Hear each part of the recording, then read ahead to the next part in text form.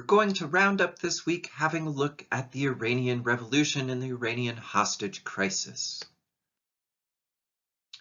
Now, if you looked at these photos, you might notice that there are a large number of students who initially supported the revolution against the Pahlavi dynasty, and in fact there were Marxist groups, primarily the Communist Tudeh Party of Iran and the Fedayeen guerrillas, that had been weakened considerably by government repression. Thus, there was no real Marxist or Marxist-Leninist or even left-wing opposition in Iran. Despite this, the guerrillas did help play an important role in the final February 1979 overthrow of the monarchy. They delivered the regime its coup de grace.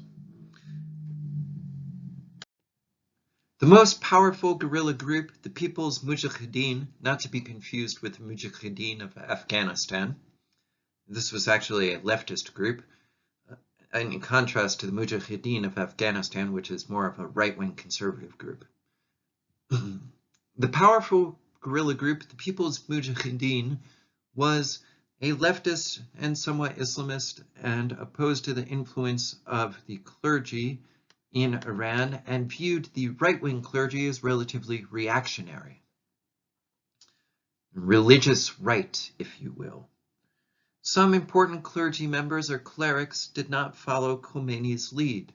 Popular Ayatollah Mahmoud Tilghani supported the left, while perhaps the most senior influential Ayatollah in Iran, Mohammad Kazem Shariat Madari, first remained aloof from the politics and then came out in support of a democratic revolution eventually.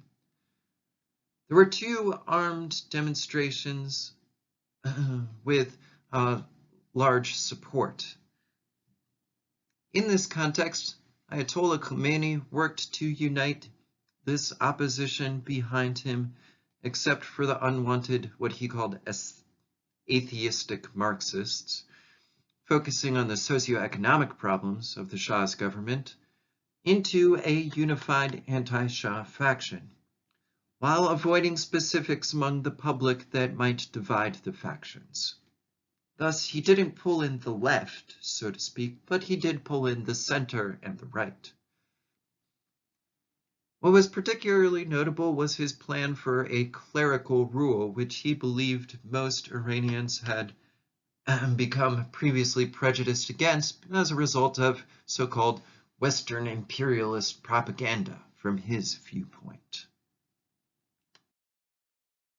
Thus, when the Iranian Revolution took place, you would have a fair number of relatively open streets in the early days of the revolution that were gradually increasingly militarized.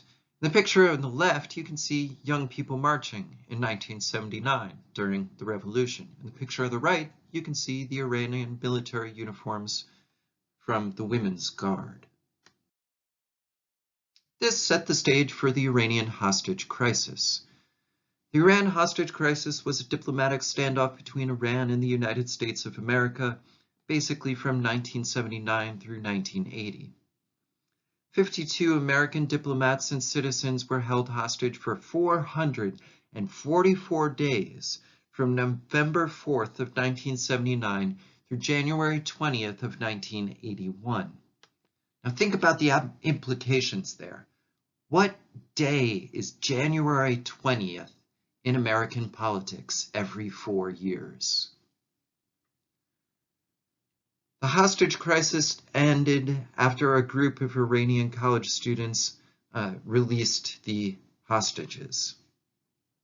But it also began with a group of college students belonging to the Muslim student followers of the Imam's line who supported the Iranian Revolution when they took over the United States Embassy in Tehran.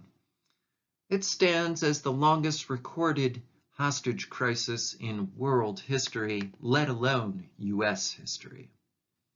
The crisis reached a climax after diplomatic negotiations failed to win the release of the hostages during the Carter administration. U.S. President Jimmy Carter ordered the United States military to attempt to rescue the hostages, initially using warships including the USS Nimitz and the USS Coral Sea, which had been patrolling the waters near Iran. On April 24th of 1980, the attempt known as Operation Eagle Claw failed horrendously, resulting in the accidental deaths of 8 American servicemen and 1 Iranian civilian, as well as the destruction of 2 helicopters. 6 American diplomats who had evaded capture were eventually rescued by a joint CIA-Canadian effort in January 27th of 1980. In fact, it was really the Canadians who led the effort, but the CIA that sort of backed them with intelligence and claimed the credit.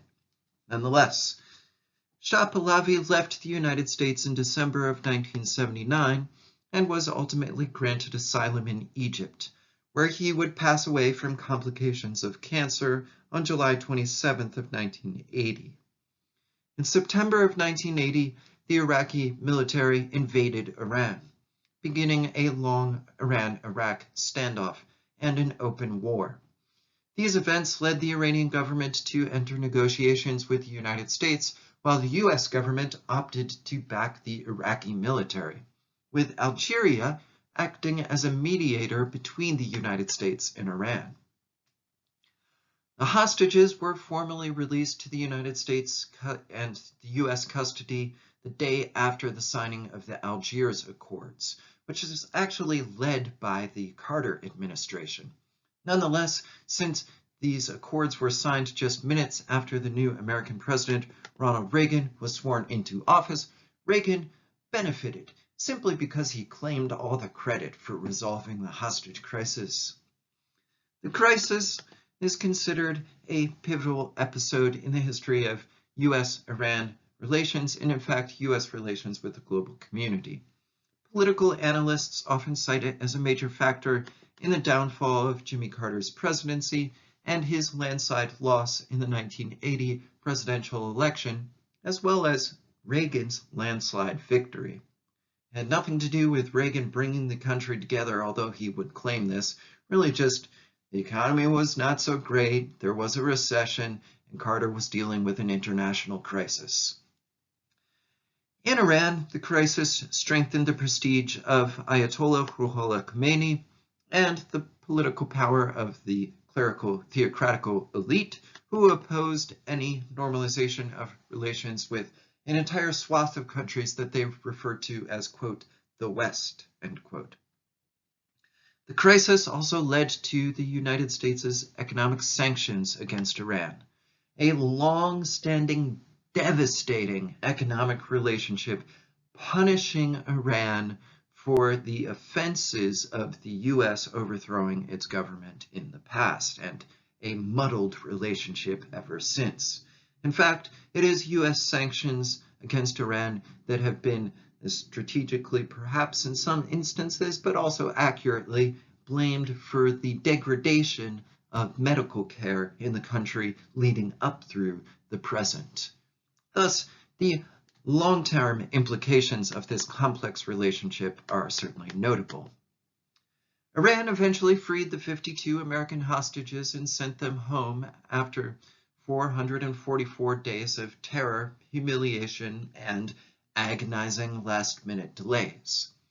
What I want to play for you now is going to be a YouTube clip, but it will be an original primary source news broadcast from the era. Go ahead and reflect upon the clip and point out any key points that you might find. That's all for this week, and I will upload more videos soon.